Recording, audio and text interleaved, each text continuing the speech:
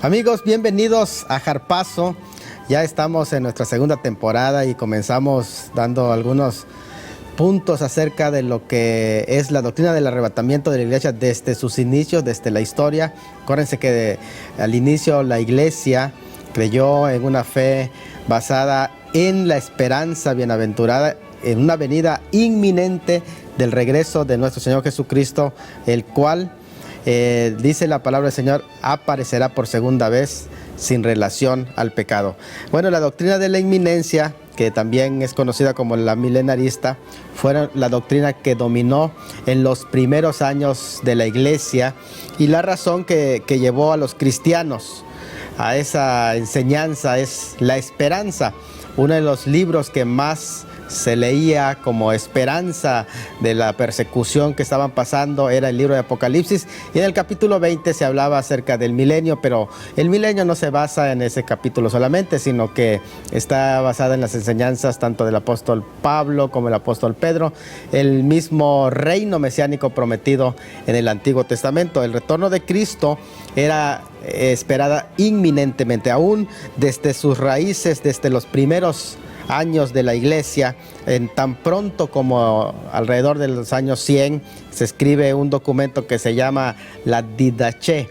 En la Didache hay una frase que me gustaría compartir de la Didache, en el que se habla no de una resurrección general como algunos comentan, como el milenarismo pretende, sino que se habla de una resurrección que es precisamente por etapas. Al mencionar la Didache dice: después aparecerán las señales de la verdad.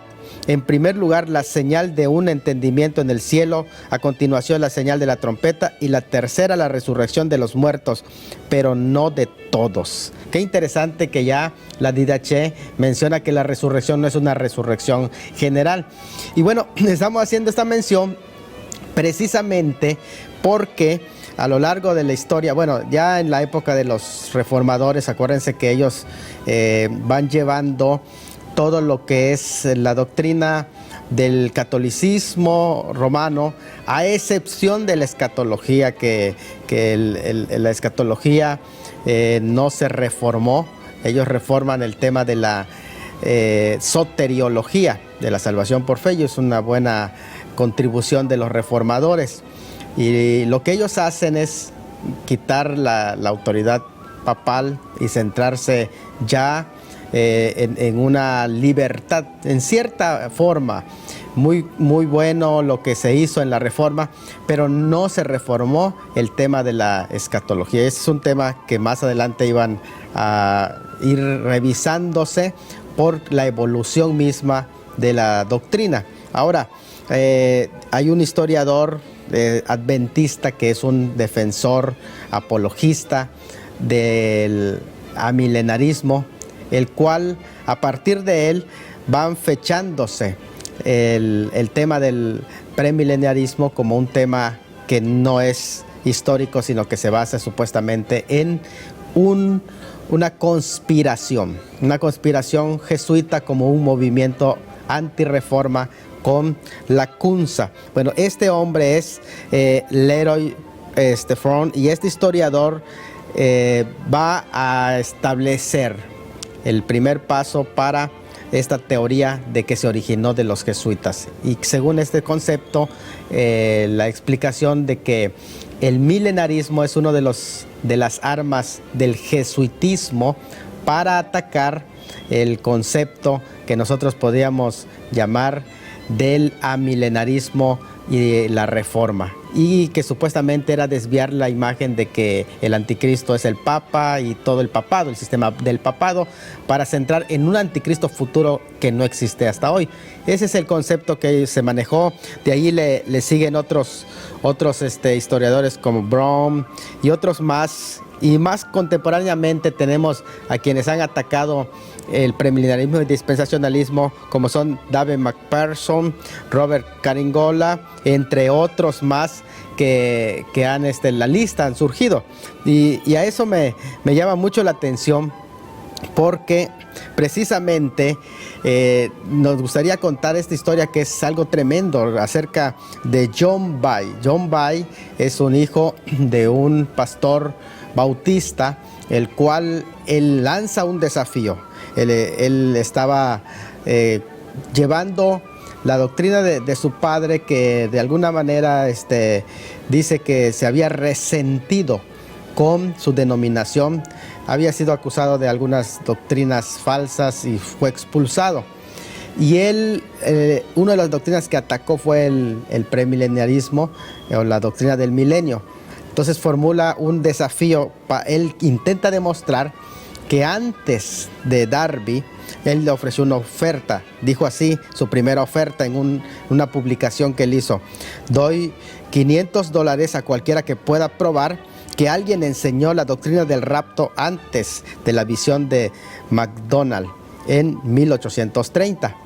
Ese desafío de alguna manera la retira, porque tiempo después admite en un boletín también que en sus propias investigaciones fue precisamente Emanuel Lacunza el primero de hablar del arrebatamiento. Después lanza una segunda oferta, y bueno, de esa oferta vamos a hablar cuando regresemos después de estos anuncios.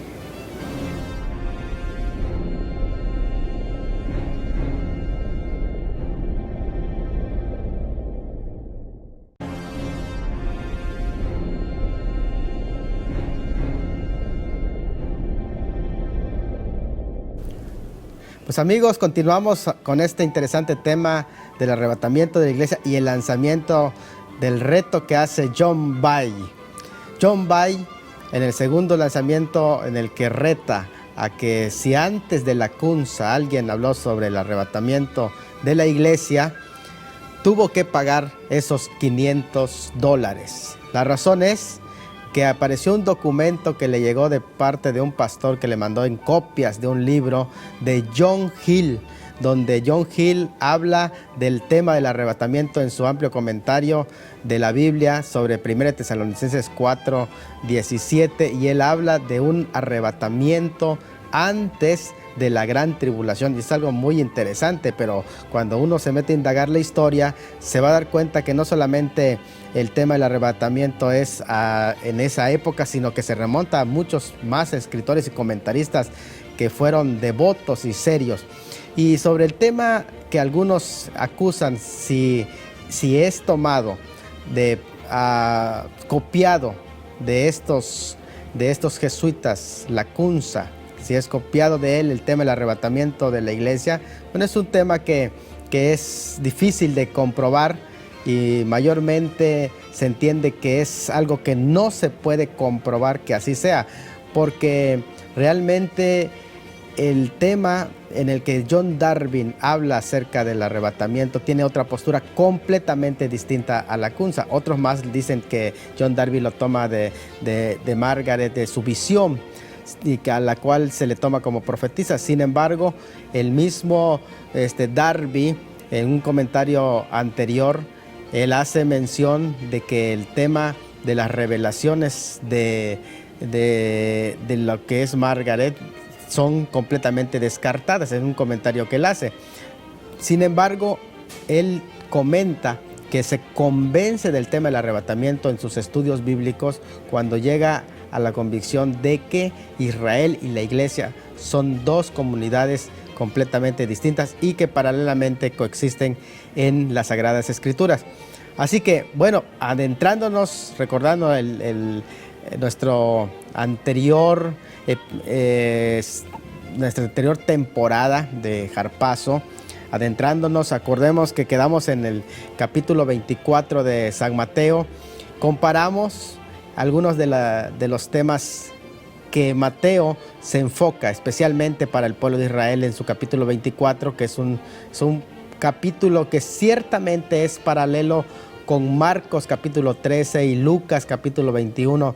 Sin embargo, las diferencias también son grandes. Primero, las diferencias de audiencia, porque Mateo ciertamente tiene como audiencia al pueblo de Israel, en tanto que Marcos en realidad es un escrito que es anterior a Mateo incluso, pero que su enfoque de Marcos se va a enfocar precisamente a la comunidad en general, al pueblo gentil y el enfoque es presentar a Cristo como siervo. Entonces Marcos va a ser una comparación muy interesante, porque el capítulo 13 de Marcos, que ciertamente es llamado el pequeño Apocalipsis, sin embargo, ese capítulo 13 de Marcos es una especie de recopilación de sermones dados por el Señor Jesucristo, y es por eso que algunos no encuentran la hilación de ese capítulo en forma cronológica. Entonces no podemos tomar el libro de Marcos al igual que el libro de San Mateo y darle la misma interpretación. Tenemos que hacer una interpretación contextual, tomando en cuenta que los propósitos de Marcos son diferentes, los oyentes de Marcos son diferentes, la estructura que presenta Marcos para lograr sus objetivos también son diferentes, los métodos de recolección de información también que Marcos presenta son distintos al del libro de San Mateo capítulo 24, aunque se trata de pasajes paralelos, pero tenemos que analizarlos en su respectivo contexto. Acuérdense que cuando hablamos del capítulo 24, desde luego que lo más interesante y lo más central es vigilar y estar velando, porque en cualquier momento, y esa es la doctrina de la enseñanza, le dice, en cualquier momento el Señor puede aparecer por su iglesia, pero específicamente Marcos capítulo 13 va a hacer una pronunciación que tiene algunas connotaciones muy propias de ese libro y que de igual manera como su enfoque es presentar a Cristo como siervo, es decir, el siervo sufriente, pero que allá en este capítulo 13 el aspecto escatológico que se ha marcado es un capítulo que nos va a dar precisamente las indicaciones. Ciertamente que, como dijimos, Marcos 13 es considerado el pequeño Apocalipsis, pero no podemos quitar de la mirada que se trata de una recolección de varios mensajes, no solamente un mensaje, sino varios mensajes que son dados en uno solo. Bueno, se trata entonces de una serie de enseñanzas que no exclusivamente tratan de la gran tribulación como Mateo capítulo 24, sino que tienen varios espacios. Tanto menciona la caída de Jerusalén del año 70, como también menciona las persecuciones que va a vivir la iglesia, las persecuciones que se dieron, algunas series de recomendaciones para la iglesia, como la predicación del evangelio, y otras notas más que no son comentadas en otros libros que son presentadas en ese capítulo, y sería bueno en un momento dado ir adentrándonos en ellas. Sin embargo, aunque hay diferencias entre las imágenes apocalípticas de esta sección y las usadas por los profetas Daniel o Zacarías, pero las visiones y la simbología que se utiliza también apocalíptica que son comunes. Hay una distinción en este capítulo, a diferencia de la apocalíptica judía, y que incluye exhortaciones prácticas morales. Esto nos va a llevar a pensar que este capítulo no está escrita para el pueblo de Israel como tal, sino que son mensajes escatológicos específicamente para la iglesia. Por lo tanto, no solo va a incluir el tema de la gran tribulación, sino que va a incluir incluso lo que está sucediendo en este periodo. Así que vamos a ir adentrándonos al estudio de este capítulo, y cuando regresemos vamos a presentar una estructura de qué temas presenta este libro.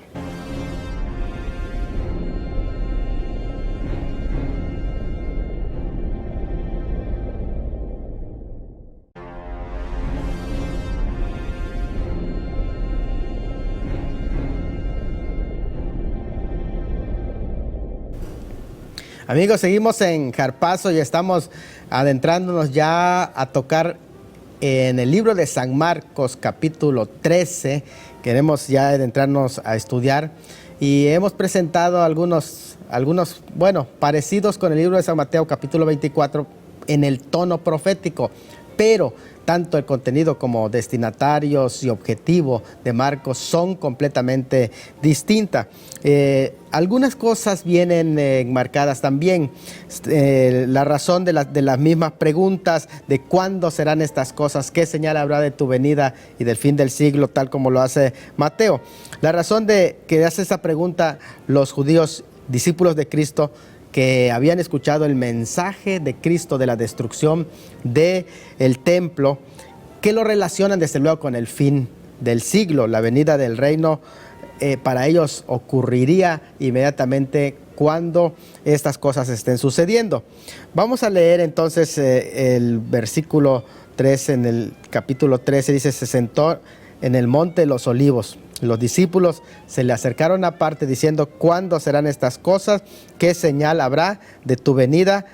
Y aquí es algo muy interesante. Entonces el Señor responde estas dos preguntas o las tres preguntas que según Mateo también presenta al mismo tiempo, y presenta dos eventos mayores que en algún tiempo hemos también explicado en Mateo 24. El primero es un hecho inmediato, que es la caída de Jerusalén en el año 70, y el segundo es un hecho escatológico más distante.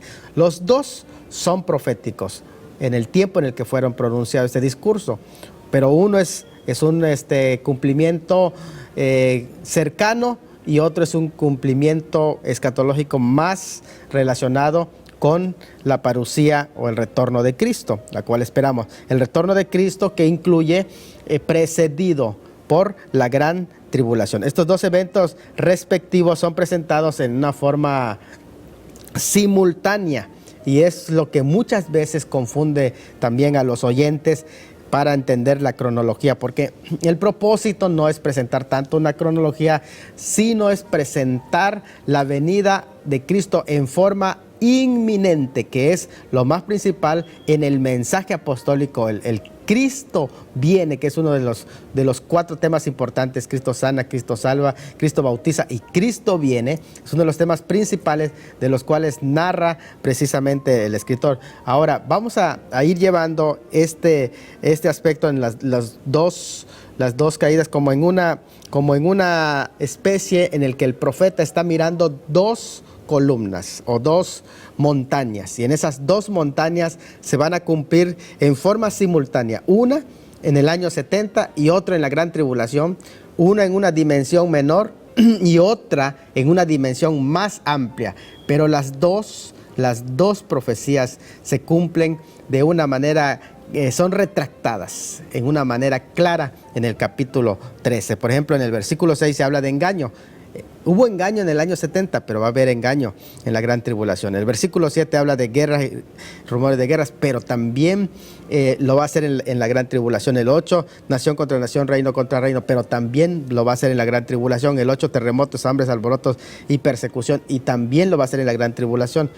Abominación desoladora, falso Cristo y falso profeta, lo es en el año 70, pero también lo va a hacer en la gran tribulación. Entonces, tanto la caída de Jerusalén en el año 70 como el retorno de Cristo en la gran tribulación son dos hechos. Uno, un cumplimiento histórico parcial, y otro, un cumplimiento profético y final. Las dos crisis grandes están a la vista del Señor mientras Él está hablando. 2000 años está explicando lo que está sucediendo en 2000 años. Lo primero es un pálido reflejo de lo que va a suceder en el futuro. Entonces Jesús claramente habló de la destrucción de Jerusalén, no lo podemos negar, pero no podemos quedarnos con la interpretación historicista en el cual dice que Cristo ya vino en el año 70, porque no hay pruebas para evidenciar esas palabras. Bueno, las palabras entonces que son para los creyentes de hoy son: mirad, estar previsto, atentos, que no os alarméis, perseverar, orar, velar. Son palabras que le sirvieron a los discípulos que estaban en la inminencia del año 70, pero son palabras que nos sirven hoy también a nosotros, que estamos en vísperas de la aparición del Señor Jesucristo. Entonces, eso es lo que se llama los planos prácticos de la escatología, es decir, que estar diligentes, sin manchas, irreprensibles y en paz, como novias esperando el regreso del novio. Entonces, es interesante, pues, que estos conceptos aparecen en este capítulo. Miren, hay conceptos escatológicos muy claros. El versículo 7 presenta un concepto, el concepto de aún no es el fin. Es un concepto escatológico. Marcos 13 también presenta otro concepto escatológico en el versículo 8, principios de dolores. El versículo 17 y 19 dice aquellos días que son a partir de la abominación desoladora. El versículo 24 dice después de aquella tribulación.